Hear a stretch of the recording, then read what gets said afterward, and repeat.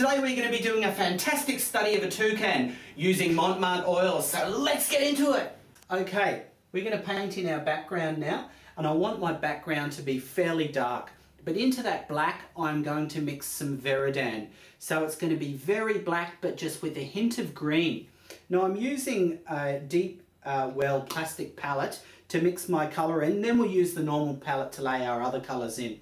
So with the Veridan and the black, just mix in a little bit of terps. And I'm not over mixing it here. You'll see I'm just popping her in there. You can see how dark that green is.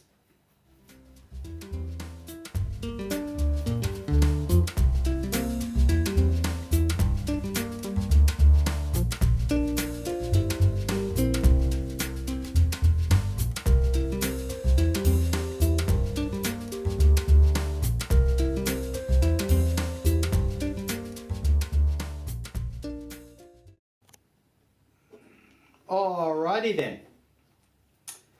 Now what I've done is I've laid all of my colours out on my palette, and I've already worked out the logical sequence of my colours, and it's, again, these are laid out really well, so it's lemon and then medium and on round to your earthy colours, and try and keep your palette always like that.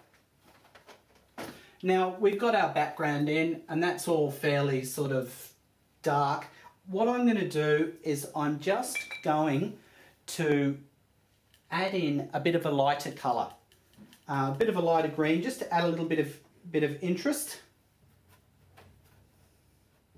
And I'm not going to rub that in too well because I want it to be a little bit of point of interest, and it's just to, you know, grab the eye but blend in a little bit.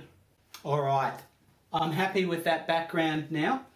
So we're going to go on to our little friend's beak. Now I'm going to mix some colours, and generally I'm going to start with the yellow. That's the lightest colour. There's no set rule to it. This is our primer, or means one coat. So let's lay on our yellow.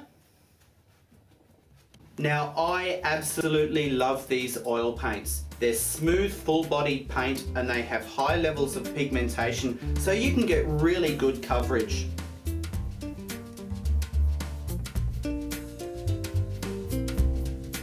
Slop this on there.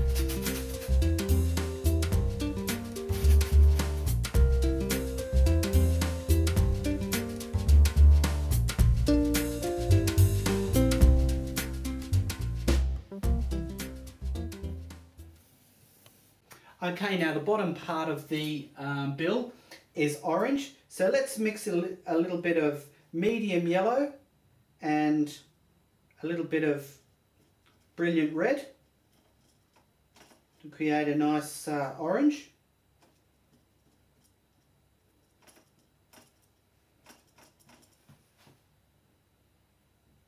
Oh, look at that, that's beautiful. I'm just going to put a little bit of orange up here.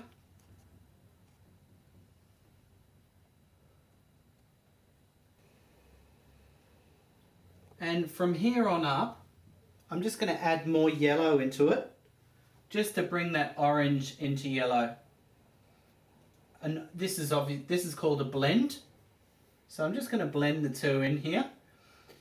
Now I'm putting on a fairly thin coat for a couple of reasons. Number one is it's more vibrant, but the other one is I want to see my pencil marks for those lovely stripes on his bill. Okay, that beak is blended up quite well. Now we're going to move on to a bit of scarlet on the top of the beak here, and you'll notice I don't clean my brush all the time.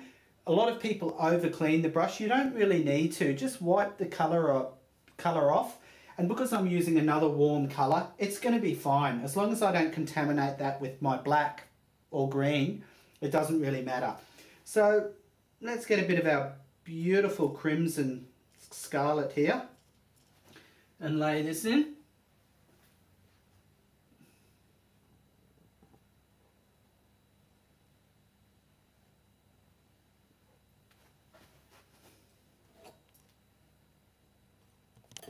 How good does that look? All right, now let's move on to our branch. And with our branch, I'm going to do something a bit different. We're going to use a palette knife, but first off, we just need to lay in some colour. So I'm just going to lay in a little bit of ochre. All right, now we'll lay on a bit of dark brown. And this is just to get rid of all the white, and then I'll show you what we do to give it a little bit of texture. There. Now we've got that covered, let's move on to the fun part. Grab your palette knife, your Mont Marte number 10 palette knife I'm using, and then we just scoop a little bit of the colour onto there, and then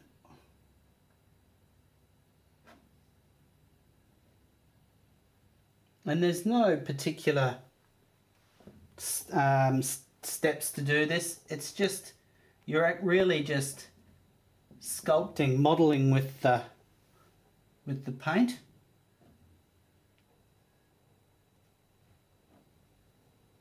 Creating a bit of a interesting pattern, if you like.